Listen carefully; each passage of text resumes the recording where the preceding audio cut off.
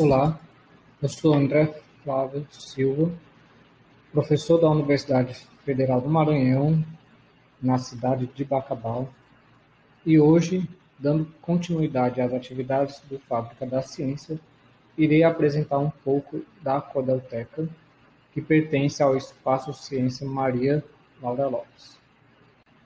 E de início, o que podemos questionar é: o que de fato é uma Codelteca? Bom, a resposta é simples. Assim como as bibliotecas, elas guardam, organizam livros, publicações e materiais semelhantes em geral, para que o público possa consultar, estudar, ler tais obras, na Codelteca não é diferente. Só que o foco da Codelteca são os folhetos de cordel, né? Não são livros de modo geral, nem de outra natureza. E sim, a Codelteca ela tem por finalidade de fazer essa organização e disponibilizar para o público os folhetos de cordel. Então, a Codelteca da Universidade Federal do Maranhão de Bacabal não é diferente. Contudo, a Codelteca, que pertence à Universidade Federal do Maranhão, merece alguns destaques. O primeiro destaque que merece ser dito é que, até o presente momento, é a primeira e única Codelteca do Estado do Maranhão que está devidamente registrada junto à Academia Brasileira de Literatura de Cordel e obteve o registro em 29 de agosto de 2019, ou seja, é uma Codelteca ainda muito jovem.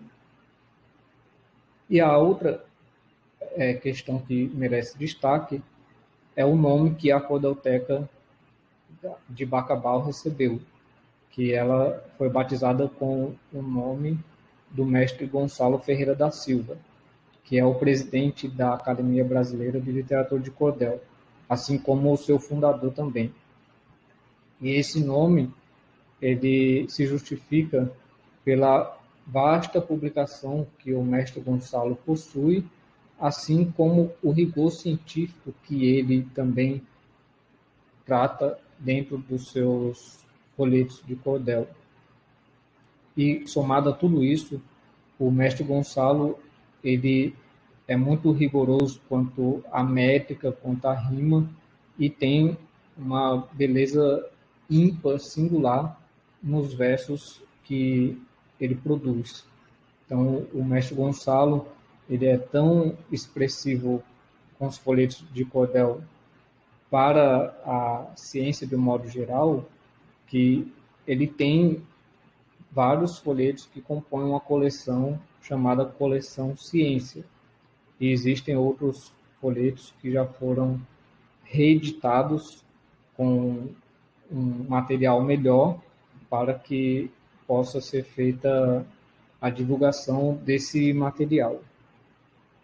Então, por isso que a Codelteca de Bacabal foi batizada com o nome do mestre Gonçalo Ferreira da Silva. Foi feita essa homenagem ao poeta Gonçalo.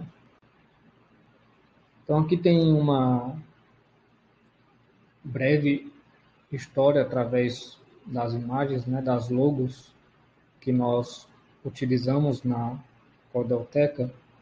Nós começamos com essas duas imagens da parte superior, assim que a Codelteca foi registrada. Então, essa imagem do lado esquerdo, ela representa a Codelteca física, de fato, né, o espaço físico, e a Codelteca da logo do lado direito, ela representa a Codelteca digital, porque o nosso acervo está todo digitalizado e nós temos uma página na universidade em que esse material pode ser encontrado. Nós estamos passando por um processo de atualização, né, dessa logo, por conta do projeto Espaço Ciência Maria Laura Lopes. E nós reformulamos a logo, estamos adotando essa forma minimalista, né, e até o presente momento será única para representar os dois espaços, tanto o físico como o espaço digital. E a Codelteca, ela é caracterizada como um espaço não formal institucional. Se você quer saber mais sobre o que vem a ser espaços formais e não formais, eu sugiro que você visite o vídeo do piquenique com a professora Juliana. A gente vai deixar aqui no card e na descrição para que você visite sobre o piquenique, e lá a professora Juliana faz uma explanação sobre o que são esses espaços formais e não formais. Então, essa é uma história bem rápida das logos que nós tivemos e que nós estamos usando agora, que é essa do quadradinho inferior. Então, em alguns momentos pode ser que alguns materiais sejam encontrados com as logos as logos primeiras, né? E a gente tem exatamente nas duas logos primeiras o nome da Codelteca e alguns elementos que fazem referência à cultura do cordel, à cultura nordestina, né? E além disso, nós temos o símbolo da física representando as ciências ditas exatas. Então, na nossa Codelteca, a gente tem um cuidado quanto à manipulação desse material, porque é um material, não são todos, mas a gente tem material que é extremamente frágil, então a gente tem a utilização de EPI, tanto pela questão da respiração, porque tem alguns materiais que eles soltam algumas partículas que causam irritação no trato respiratório, e também temos adotado a utilização das luvas por questões de não passar oleosidade e umidade para os papéis que são frágeis, né? Não possuem uma qualidade tão grande assim, devido à forma, né? A estrutura, a concepção mesmo do folheto de cordel, que é de ser barato, de fácil acesso, né? E baixo custo. Então, infelizmente, para que se tornasse de baixo custo, a qualidade do material nem sempre é garantida, né? Então, existem alguns materiais que a gente já teve que fazer algumas reformas, porque a capa já estava soltando, as folhas já estavam soltando, então a gente sempre tem esse cuidado. E a gente pode ver que não temos só os folhetos de cordel na Codelteca, nós temos outros elementos da cultura nordestina, né? Então, aqui nessa foto é possível verificar que nós temos o chapéu, né? Chapéu de couro, mas nós temos camisetas de futebol que fazem referência ao cordel, que é do time do Fortaleza. Então, apesar de não ter a foto aqui, mas já fica o convite para você, após a pandemia, fazer uma visita presencial para conhecer o espaço e todo o seu material e acervo. Então, para mostrar como hoje o folheto de cordel está presente em várias localidades, e não só no Brasil, que inclusive em 19 de dezembro de 2018, o IPHAN ele reconheceu o folheto de cordel como sendo patrimônio cultural brasileiro, né? Então, hoje ele não é somente do Nordeste, né, brasileiro, mas sim ele pertence à cultura brasileira. E aqui, nesses folhetos do Gonçalo Ferreira da Silva, a gente pode verificar que já existem traduções para outras línguas. Aqui é só um exemplo bem rápido, né? Que temos versão inglesa, versão alemã, a versão hebraica, e existem outras traduções que foram feitas, né?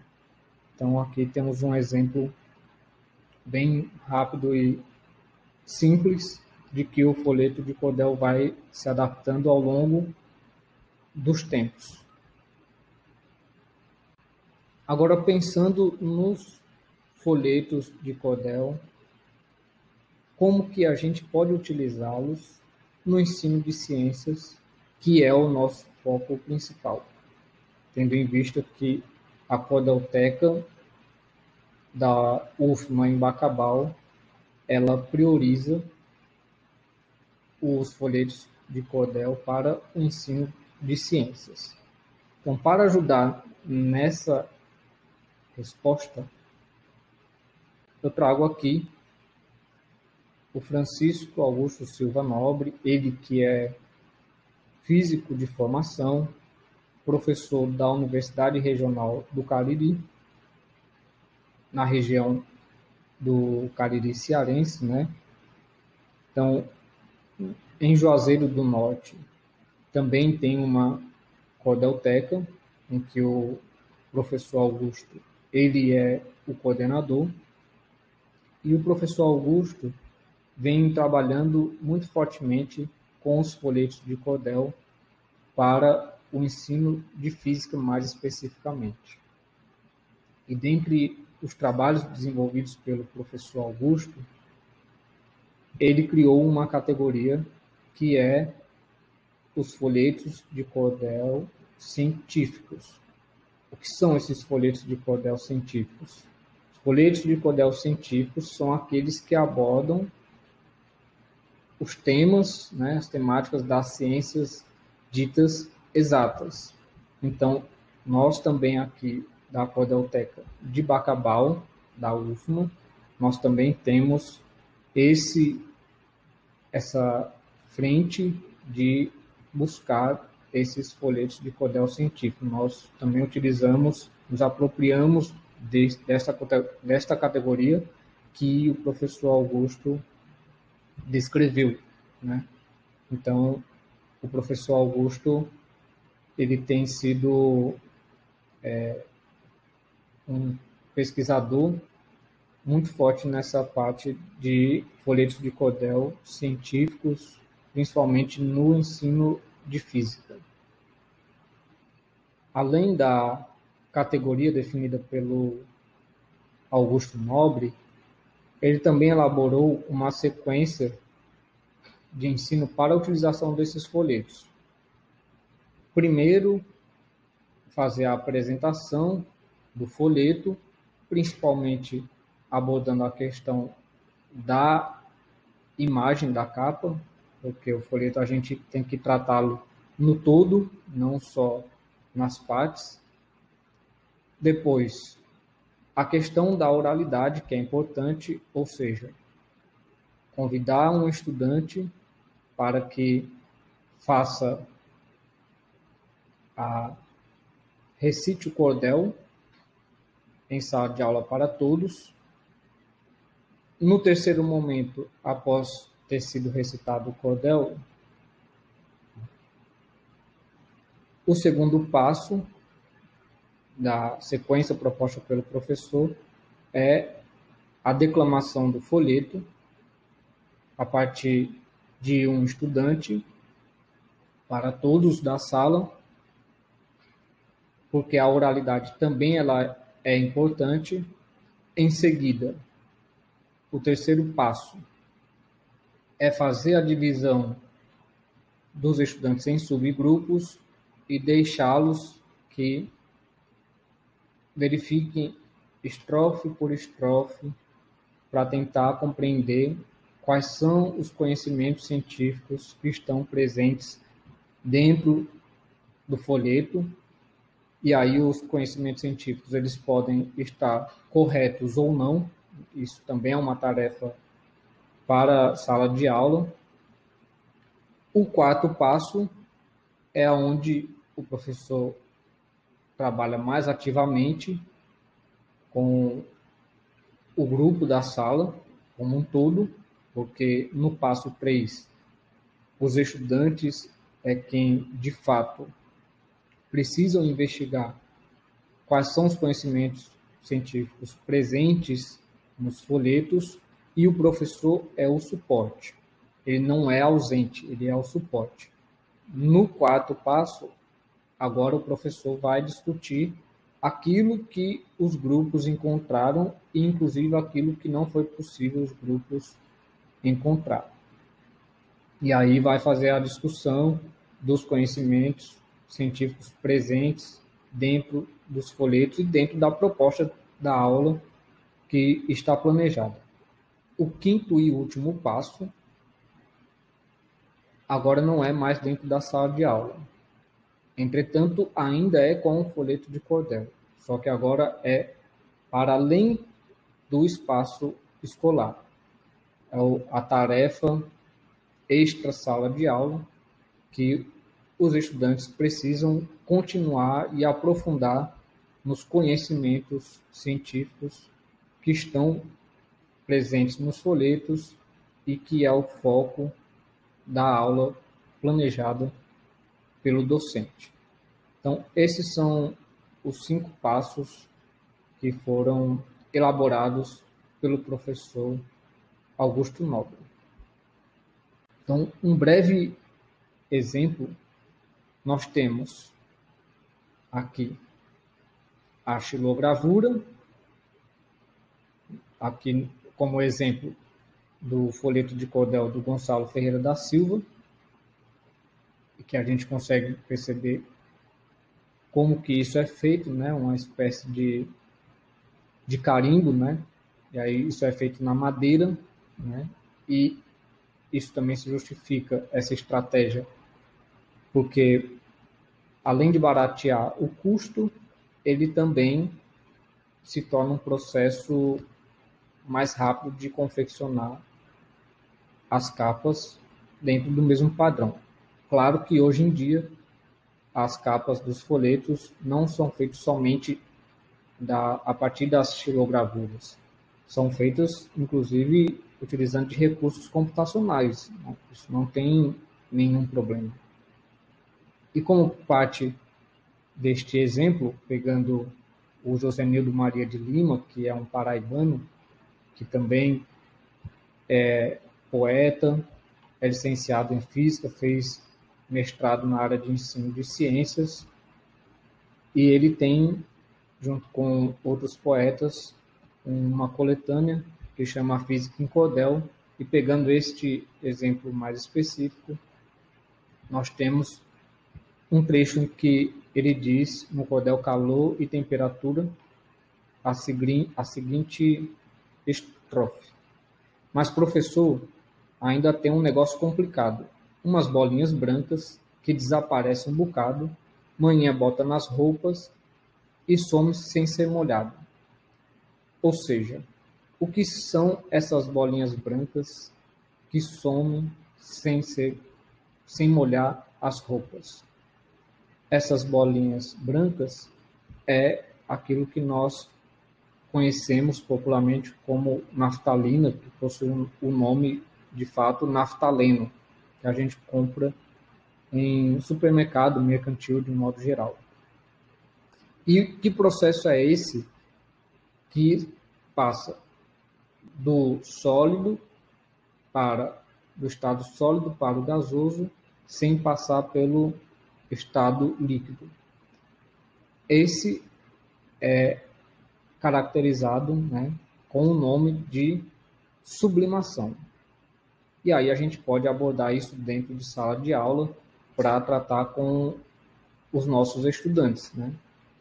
Novamente, aqui é apenas um recorte de como a gente pode abordar o folheto de cordel em sala de aula e como que aparecem os conteúdos científicos dentro dos cordéis. E, claro, se você quiser saber mais, venha nos visitar, que a gente pode conversar. Vou deixar também descrito o site da Codelteca para que possa ser visitado e explanar. Aqui é apenas uma demonstração bem rápida e um estímulo para que você venha nos visitar assim que for possível. E como o próprio Gonçalo, o mestre Gonçalo Ferreira da Silva, escreveu, com o professor Cordel, aprende-se muito bem, porque sabemos que ele ensina enquanto entretém, informa enquanto acalenta os sonhos que todos têm. Então, aqui é uma demonstração também de como o poeta Gonçalo Ferreira da Silva constrói os seus folhetos. Continuando sobre como utilizar os folhetos de cordel em sala de aula, temos os folhetos do poeta Enio, que foi orientando do professor Augusto no mestrado profissional em ensino de física na cidade de Juazeiro do Norte, em que ele traz esses folhetos com temperatura, calor, dilatação, transferência de calor, mudança de fase termodinâmica, e ainda tem como orientação para a utilização do produto educacional dele, que esses folhetos faz parte do produto educacional do Enio, ele também está em formato de folheto de cordel. E saindo do modo mais tradicional do folheto de cordel, nós temos a professora Derlândia, que também foi orientando do professor Augusto Nobre e fez mestrado em ensino de física também em Juazeiro do Norte, em que ela faz uma junção das histórias em quadrinhos com os folhetos de cordel, e aí, com o produto educacional, tem uma viagem arretada para uma tarde de relatividade. E assim como a Adelândia, tem o Samuel, que também, orientando do professor Augusto, no mestrado profissional em ensino de física, e também fez uma junção dos folhetos de cordel com história em quadrinhos e produziu os moídos e pelejas desde o átomo clássico até o átomo quântico. Então, esses são produtos educacionais oriundos do mestrado nacional profissional em ensino de física, foram orientados pelo professor Augusto Nobre e que são públicos. Todos eles estão bem descritos quanto à sua utilização e o material disponível para que possa ser utilizado em sala de aula. Então, se você ficou curioso, quer conhecer mais, entre no nosso site, que é codeltecadigital.ufma.br, entre em contato conosco e, na primeira oportunidade, venha conhecer pessoalmente a Codelteca Gonçalo Ferreira da Silva, da Universidade Federal do Maranhão, em Bacabal.